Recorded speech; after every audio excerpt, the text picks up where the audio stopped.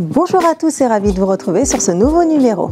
Nous mettrons aujourd'hui à l'honneur la beauté. Elle a donné naissance à son blog Black Beauty Back en 2007. Suite à un voyage à New York, une réelle prise de conscience est opérée. Mon réseau social préféré, c'est Instagram. J'adore découvrir l'univers des gens à travers leur album photo virtuel. Les personnes à suivre sur les réseaux sociaux, j'adore Oprah Winfrey, les journalistes, les gens des médias. Mon blog, en quelques mots, je pourrais dire que c'est un blog dédié à la beauté des femmes noires, exclusive, sur les lèvres inférieures et supérieures.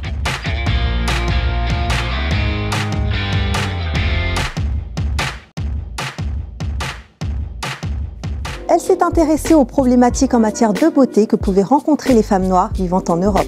Elle est ambassadrice de L'Oréal Paris, organise des événements et travaille pour de grandes marques de cosmétiques américaines et françaises. Notre invitée de la semaine est Fatou Ndiaye.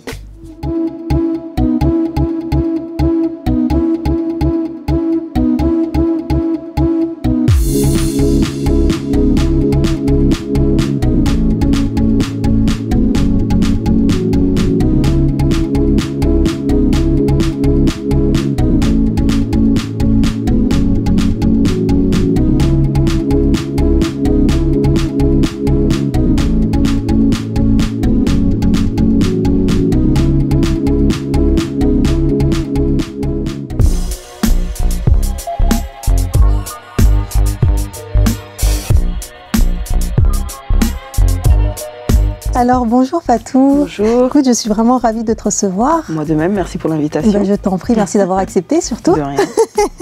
Alors Fatou, pour te présenter un petit peu à nos téléspectateurs, tu es Awassa du Nigeria du côté maternel, Oui. Et tu es Soninké du Sénégal et du Mali du côté paternel. Oui. Voilà. Tu as mis en place ton blog Black Beauty Back en 2007. Tout à fait. Et grâce à cela, tu as pu aussi devenir consultante pour de grandes marques de cosmétiques françaises et américaines. Oui. Tu organises beaucoup d'événements autour du thème de la beauté. Oui.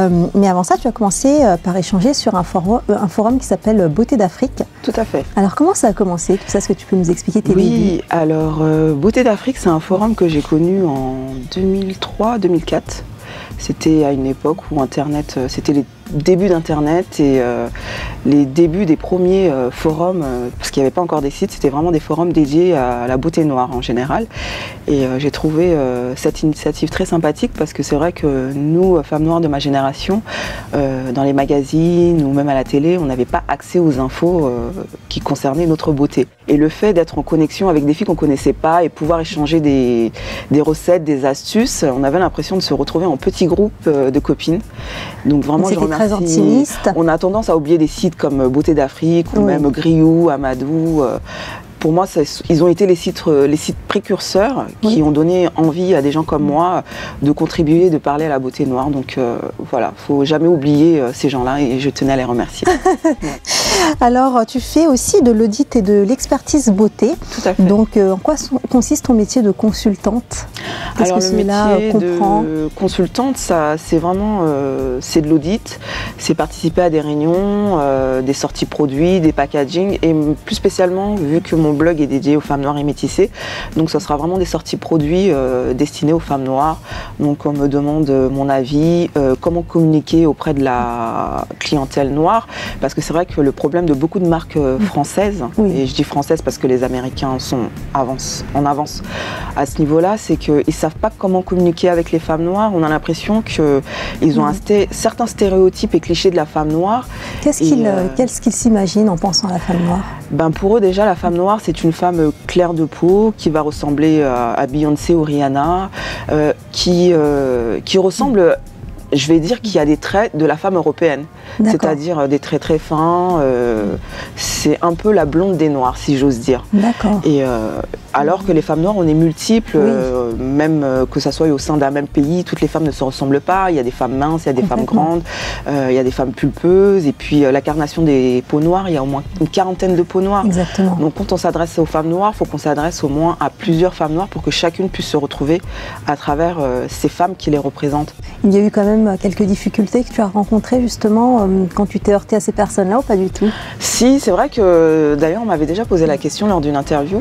Ça a été vraiment l'une des choses les plus difficiles pour moi parce qu'on Dans les réunions, on a affaire à des personnes d'une cinquantaine, soixantaine d'années qui ont une autre vision un peu, je dirais, c'est peut-être un peu méchant ce que je veux dire, mais un peu colonialiste, dans le sens où il y a l'image de la femme noire, toujours ce côté un peu l'objet sexuel, le côté un peu exotique, et pas le côté émancipé ou le côté de la femme belle, une femme émancipée, une femme qui peut être sexy, qui est sexy d'ailleurs, mais sexy ne veut pas dire vulgaire, c'est l'élégance aussi. Exactement. Et c'est vraiment... pour eux, la femme noire ne consomme pas, la femme noire n'allait pas dans les grands magasins. Pourtant, on consomme 5 fois plus, même si les statistiques sont interdites, il y a des chiffres qui le prouvent qu'on consomme 5 fois plus que les femmes blanches. Donc, on avait vraiment l'impression que les femmes noires étaient que des portefeuilles. On savait qu'elles consommaient, donc il n'y avait pas de problème. Donc, tout ce qui concernait communication de l'image, ces gens-là ne se prenaient pas la tête. Et ça commence à changer, c'est un peu long. C'est un peu long, mais ça commence à changer, c'est déjà pas mal. Depuis 2007 où je blogue, j'ai vu beaucoup de choses évoluer. Et comme je dis, quand à chaque fois je vois une femme noire sur une affiche 4x4, on est heureuse, on est contente. Et j'espère qu'un jour ça sera normal et qu'on n'aura plus à être ébahi. Exactement. Donc, voilà.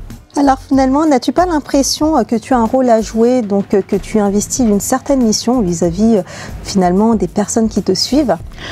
Alors oui, c'est vrai, contrairement à une blogueuse... Une forme d'icône pour... Oui, j'aime pas ça, ce mot-là, mais c'est vrai, c'est bon. Mais ce qui est bien avec la blogosphère noire, je trouve, ça a permis à plein de filles noires déjà de décomplexer, de retrouver leur estime de soi. Beaucoup de femmes noires s'interdisaient de vivre et que beaucoup pensent qu'il y a des choses qui sont réservées aux femmes blanches. Comme les couleurs, par exemple. Comme les couleurs ou le rouge à lèvres. Enfin, le rouge à lèvres, c'est plutôt l'inverse, finalement. Par exemple, le rouge à lèvres, j'en ai beaucoup parlé sur mon blog parce que je disais aux filles, il faut mettre du rouge à lèvres rouge. Pour moi, le rouge à lèvres symbolise une sorte d'émancipation. C'est un petit bâton de dynamite qui redonne la confiance en soi. Porter du rouge à lèvres aussi, c'est quelque chose qui se voit.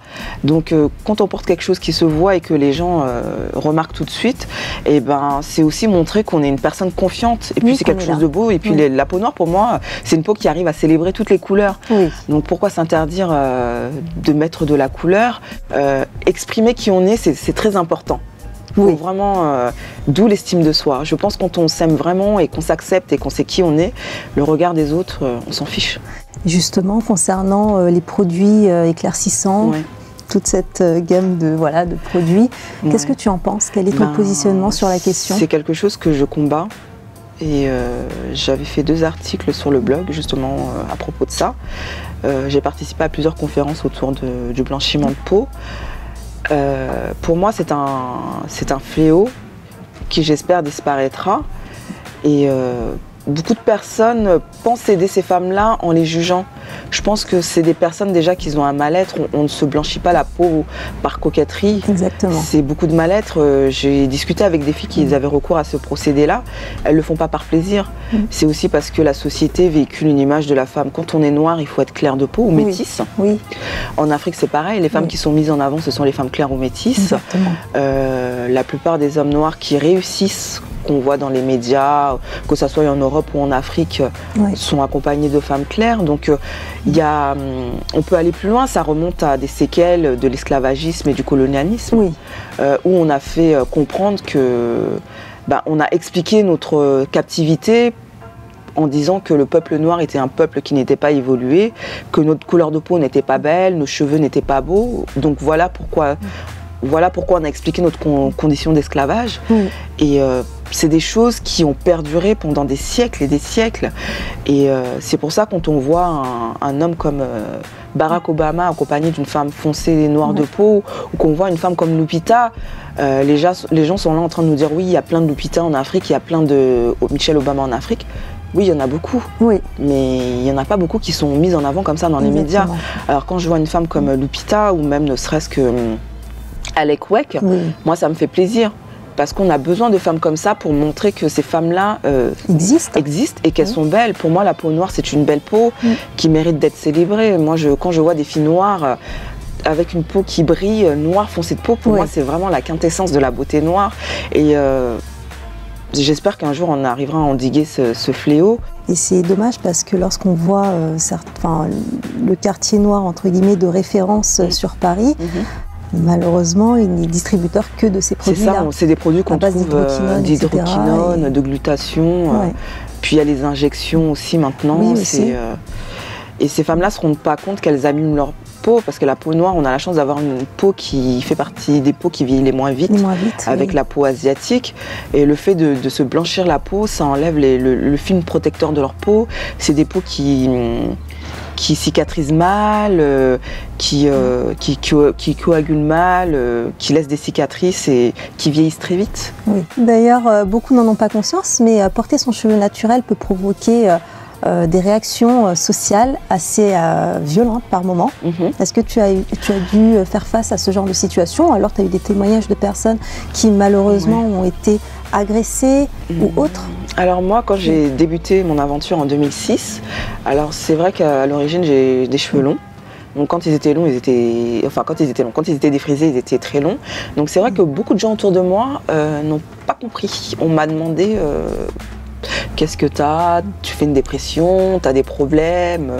On m'a même dit peut-être que tu as des problèmes à la banque, tu n'as plus d'argent pour acheter du défrisage. J'ai dit non, en fait, j'ai juste décidé d'arrêter. Oui, et c'était beaucoup de femmes noires, parce que c'est vrai qu'à l'époque, il n'y avait pas beaucoup de filles qui avaient leurs cheveux crépus. Et surtout, cheveux crépus, que ce soit en Afrique ou en Europe, chez nous, c'était synonyme de cheveux moches. C'est pas beau, c'est synonyme aussi de saleté, comme les locks, c'est synonyme de pauvreté. Ne serait-ce que même en Afrique, les premiers voyages que j'ai faits, c'est vrai que quand on me voyait avec l'afro, il y avait des filles qui se moquaient de moi dans la rue, ou même des personnes qui chantaient, des petits garçons qui chantaient des chansons, oh la fille avec les cheveux. Finalement, c'est les personnes qui nous ressemblent le plus qui nous renvoient cette image. Voilà. Et justement, et c'est pour ça qu'il faut faut beaucoup s'aimer et avoir une forte estime de soi, parce que je connais des filles qui ont craqué, qui ont arrêté qui se sont remis au défrisage, parce qu'il y avait la famille qui disait c'était pas joli, ou tu vas pas plaire à des garçons, tu vas pas trouver de mari. Après, c'est vrai qu'il y a beaucoup de pression sociale, on est entouré par des filles qui ont des cheveux longs, défrisés. Le premier modèle de beauté, c'est vraiment le tissage. Donc les filles se disent pour être belle, il faut que j'ai les cheveux défrisés ou je porte un tissage. Et moi, je me suis dit non, pour moi, c'est pas mes cheveux qui faisaient que je me sente belle ou que j'étais quelqu'un dans la société. C'est un accessoire de beauté pour moi, et ça fait partie de mon corps, mais c'est pas ce qui faisait l'épicentre de ma beauté. Donc je me suis dit c'est des cheveux, ça va repousser, et je veux voir jusqu'où mes cheveux vont pousser. Je voulais vraiment voir leur vraie nature. Et en général, les gens auront tendance à se moquer de vous quand ils voient que vous n'êtes pas sûr de vous. Moi par exemple, plus jeune, j'étais complexée par mes seins, parce que j'avais des filles autour de moi ou mes soeurs qui avaient des gros seins. Et un jour, après la maternité, c'est vraiment la maternité aussi qui m'a permis de m'émanciper et vraiment d'accroître ma féminité. Je me suis dit, à un moment, allez, pourquoi pas s'opérer les seins. En plus, c'était pris en charge par la médecine, parce que j'avais allaité mon enfant. Puis un jour, le papa de mon fils m'avait dit non, je t'ai connu avec des petits seins, pourquoi tu veux te faire opérer les seins? Puis une fois, je me suis dit, le bon Dieu m'a fait comme ça. Donc à un moment donné, si je suis pas bien avec mes seins, à force de les cacher, les gens vont voir que je suis pas bien. Oui, souvent, et c'est là que les gens se moquent de vous. Exactement. Et le jour où j'ai décidé que mes seins n'étaient pas l'épicentre de ma beauté, et que les petits seins c'était joli, j'ai commencé à mettre des décolletés, des robes un peu sexy ou vraiment col en V ouvert. Et justement, les gens trouvaient ça super joli. Et j'ai même des filles qui me suivent, qui me disent grâce à toi, moi qui avais, parce que j'aime bien appeler ça les snacky balls, les petits seins, grâce à toi, moi qui avais des petits snacky balls, maintenant je porte des décolletés et je n'ai pas honte. Alors, on se rend compte que la France manque de représentativité en termes de communication, en termes de stratégie marketing. D'où ça vient selon toi? La France que je vois dans la télé, dans les papiers magazines, c'est pas la France que je vois quand je prends le métro, le bus.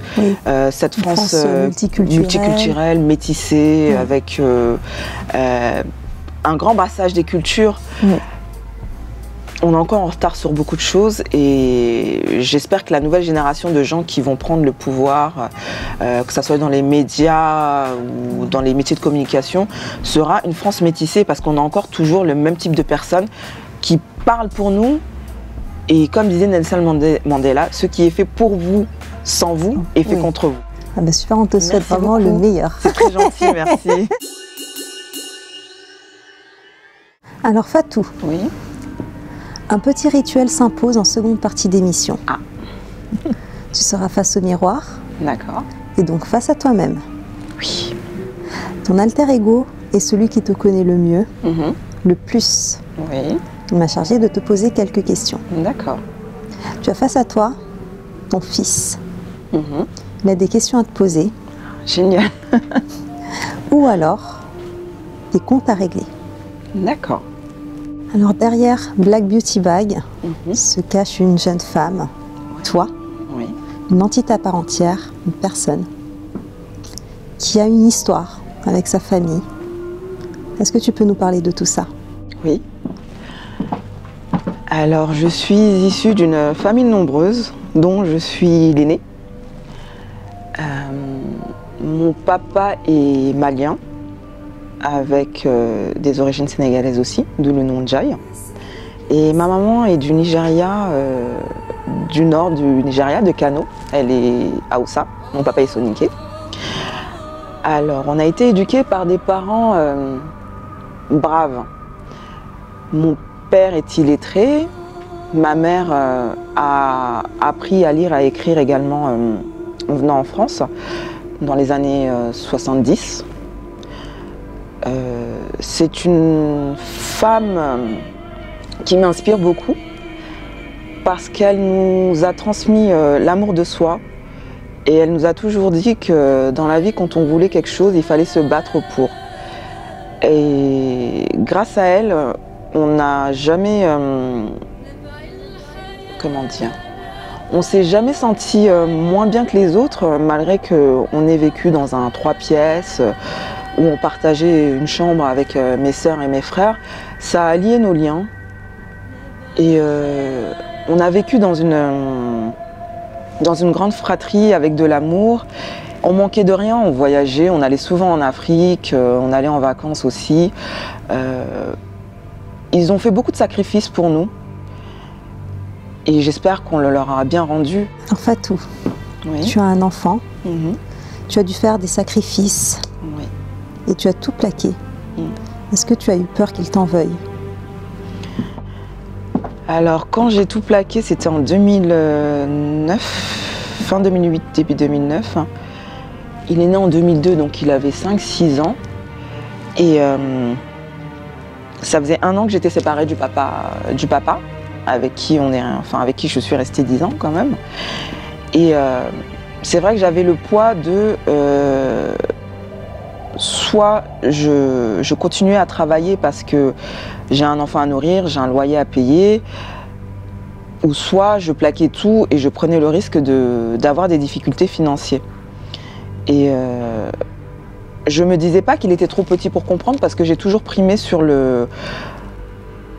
l'échange avec lui. Et pour moi, un enfant, ce n'est pas parce que c'est un enfant que l'adulte doit faire les choses sans le consulter. Même si c'était un enfant, tout ce que je fais, je lui en parle. Parce que pour moi, un enfant, c'est aussi un être humain. Et pour moi, il se développe aussi parce qu'on le considère. Donc non, j'ai pas voulu qu'il m'en veuille parce que ce que je faisais, c'était pour mon épanouissement personnel. Et si je suis bien dans ce que je fais, je pense que je peux le transmettre à mon fils. Donc ton activité aujourd'hui est consacrée à la beauté. Une notion semble très importante, la notion d'estime de soi. T'es-tu déjà retrouvée dans une situation où tu n'avais plus cette notion d'estime de soi? Oui, je pense que ça a vraiment été... Ouais, c'est quand je me suis séparée, quand on s'est séparé avec le père de mon fils. Vous savez, quand vous êtes resté pendant de nombreuses années avec une personne, vous bâtissez votre vie autour de ce cocon, de ce couple. Donc c'est vrai que quand votre couple se casse, vous avez l'impression en fait que le sol s'effondre autour de vous. Plus rien n'existe et c'est comme si c'était la fin du monde. Donc on se remet en question, on se dit qu'est-ce qui va pas, pourquoi mon couple n'a pas marché, qu'est-ce qui va pas chez moi, ou on se sent perdu, délaissé. Et puis un jour, je me suis dit non, il faut pas que je me laisse abattre comme ça, parce que c'est vrai que tout ce qui est dépression, tout ce qui est perte d'estime de soi, c'est quelque chose qu'on n'aborde pas chez nous dans la communauté noire, parce que on estime que c'est des maladies de blanc, si j'ose dire ça comme ça. Et je pense que pour regagner la confiance en soi, il faut se remettre en question, peser le pour et le contre. Qu'est-ce que j'ai fait de mal? Qu'est-ce que j'ai fait de bien? Pourquoi pas faire une liste et travailler sur ces choses-là? Je pense que quand on apprend à travailler sur soi et à prendre du recul sur soi, on arrive à accepter que les erreurs font partie de la vie, que les ratés font partie de la vie. Il n'y a pas de honte à rater quelque chose. Ça m'a permis de mieux me connaître et de ne pas reproduire les mêmes erreurs dans mes prochaines relations. Alors, as-tu déjà été considérée par tes émules comme étant une personne arriviste, opportuniste ou autre? Je veux dire, les gens qui me connaissent vraiment savent qui je suis et c'est ça le plus important pour moi. Mais avant tout, le plus important pour moi, c'est de savoir qui moi je suis. Ensuite, ça va être souvent, oui, je suis têtue, que je suis cash. Après, il y a aussi ce côté où vous savez, quand vous êtes une personne avec... moi, j'ai toujours été... Ça fait partie de mon caractère. Les gens qui ne me connaissent pas vont me trouver hautaine parce que je ne souris pas. On aime bien d'ailleurs dire fatou fâché parce que je ne souris pas beaucoup. On va dire oui, peut-être qu'elle est hautaine, elle se prend pour je ne sais qui, elle se la raconte. Au début, on se dit bon, pourquoi on dit ça de moi, je suis pas comme ça, et puis après on s'habitue, puis on se dit bon, c'est que des paroles, ça ne tue pas, et puis voilà quoi. Quand on fait des médias, des médias où on est beaucoup photographié, où on se met beaucoup en scène, ça fait partie du jeu. Donc je l'accepte. Maintenant, je pense que celles qui me suivent, elles me suivent parce que je leur apporte quelque chose et parce qu'elles aiment bien ce que je leur transmets. Après, celles qui ne m'aiment pas, j'ai envie de dire, moi aussi il y a des gens que je n'aime pas. Est-ce que c'est pour ça qu'ils ne se portent pas bien dans leur vie? Non. Il faut de tout pour faire un monde et surtout, le plus important, c'est de savoir qui on est. Ce que les gens pensent de vous, c'est secondaire. Voilà. Alors Fatou, Oui. l'émission touche maintenant à sa fin, mais avant ça, sache que l'invité de l'émission précédente a décidé de te poser une question. D'accord. Ou alors, Oui. de t'imposer un gage. Je dois choisir entre les deux? Non. Non? Ah d'accord, ok. Bon. L'émission sera d'y répondre ou de l'accomplir. Regarde, ça se passe par ici. D'accord. La personne devra chanter. Et attention, pas n'importe qui. Du Youssou N'Dour. Ouh. 7 seconds. Ouh. Beaucoup de sentiments, des races qu'il faut, qu'il les pèle, te laisse te les joie, des familles qui les te joie. Voilà. Voilà, c'est ce qu'elle devra chanter. Tu dois chanter ça. Du Youssou N'Dour, 7 seconds. Mais d'une netteté comme je viens de le faire. Bon courage. D'une netteté. D'accord? Déjà, beaucoup de sentiments. Celui-là, il est très important. Si tu ne le gères pas, tu es une grosse merde. Ouais, je le dis, je n'ai pas honte. Ouais, j'ai pas honte de le dire. Et alors, est-ce un crime de le dire? Voilà. Voilà, tout simplement. Alors Bayou, je viens de voir le défi que tu m'as demandé de relever. Sache que je ne saurais pas le faire aussi bien que toi dans tes vidéos. Donc je vais essayer de faire l'accent Wolof. Alors c'est ça. Beaucoup de sentiments de race je ne sais plus quoi.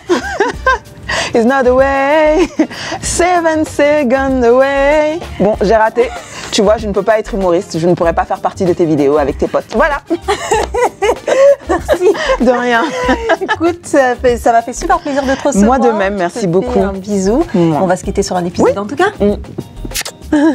Et merci beaucoup. Merci à toi.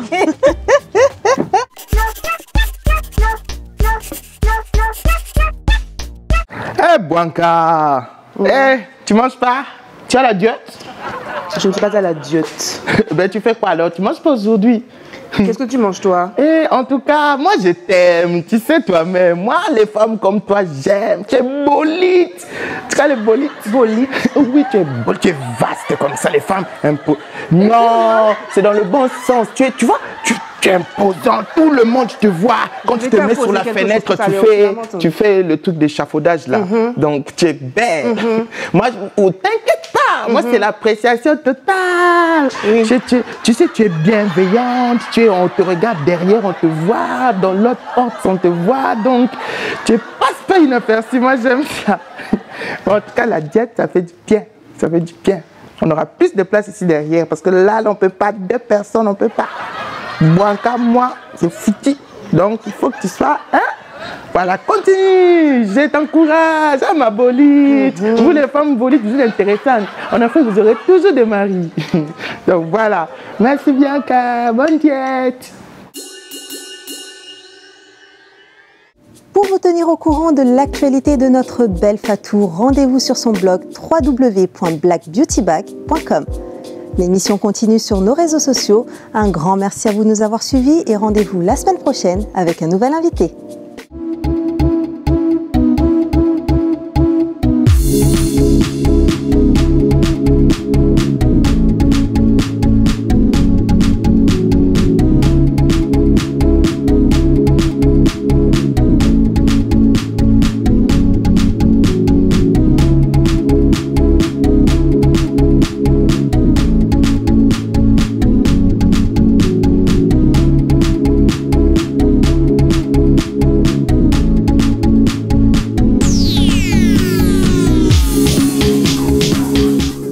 Organise un jeu concours.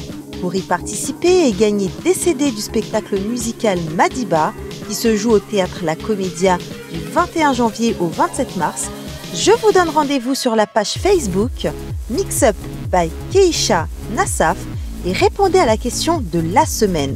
Bonne chance!